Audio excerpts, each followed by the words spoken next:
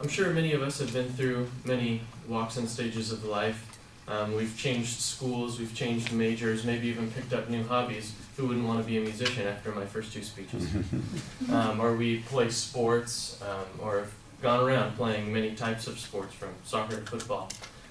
But with as fast paced as our culture is, we can't remember to do what Buckaroo Banzai said in the quote, no matter where you go, there you are. I think sometimes we have to slow down and smell the roses so we don't miss out on certain opportunities or involvements that we could get involved in.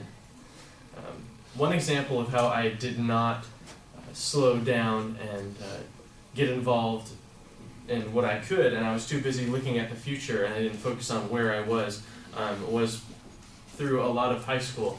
I was in a long-distance relationship in high school, and I was constantly focused on the future and how I could, when that relationship was going to work out, when we could be a little bit closer, and I was probably focusing on that a little bit too much, and I missed out on a lot of fun opportunities that I could have done in high school because I was too busy investing in my relationship. One example of how slowing down and focusing on where you are has succeeded is with my family. My family, besides me, obviously I am here in Fullerton, had to make a recent move to Tucson because my dad got a job out there. And since then, they have fully invested in their community out there in Tucson, and they absolutely love living there. And even though they absolutely loved living in California, and they definitely miss the community that they had there, they're having a great time, and I actually hardly ever hear about how much they miss it back here because they're focusing so much on where they are that they're just having a great time. And then one last other example of how focusing on where you are is a good thing is when I moved away from home and moved here to Fullerton to go to school. I began to just dig my heels into my community. I love going to this school, I love making friends here, and I've met several friends that I talk to on a regular basis. I also got involved in a local church called Marcel Church, and I'm very involved there. I mix front of house almost every Sunday, and I love doing that, and hopefully soon I'll be involved musically there as well, and that's all because I slowed down and focused on where I was. So, our lives are incredibly fast-paced. We're constantly changing things in our lives, going through different stages, like changing majors or sports activities or whatnot, but don't forget to focus on where you are, no matter where you go.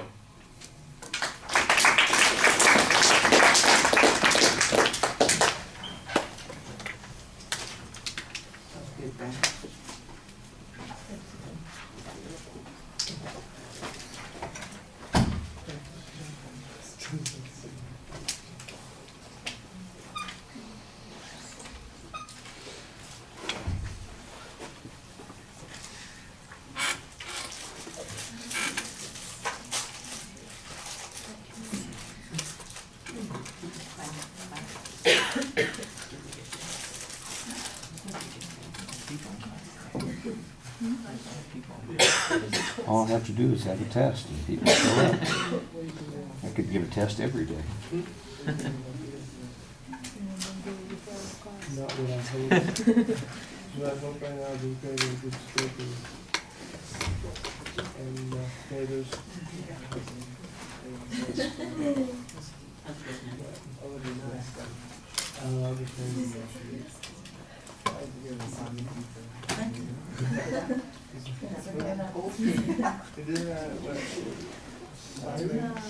they gave us pizza.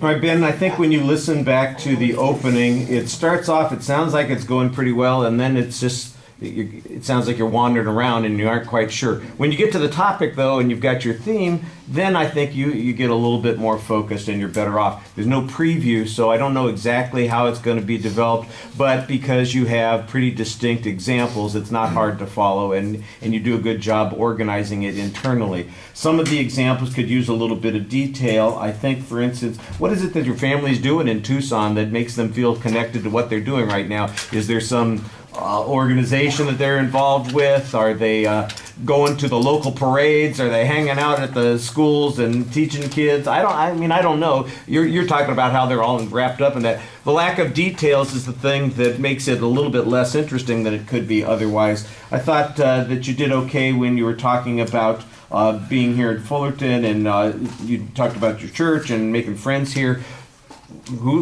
Tell us about one of those friends that you made here and how important they are and why you're glad that they're in your life. And it's a good thing for you to appreciate that you have them connected to you at this particular point. So just like I said, it kind of stays at a more superficial level than you would want if you wanted to have a good conversation. You'd want to have a little bit more detail there.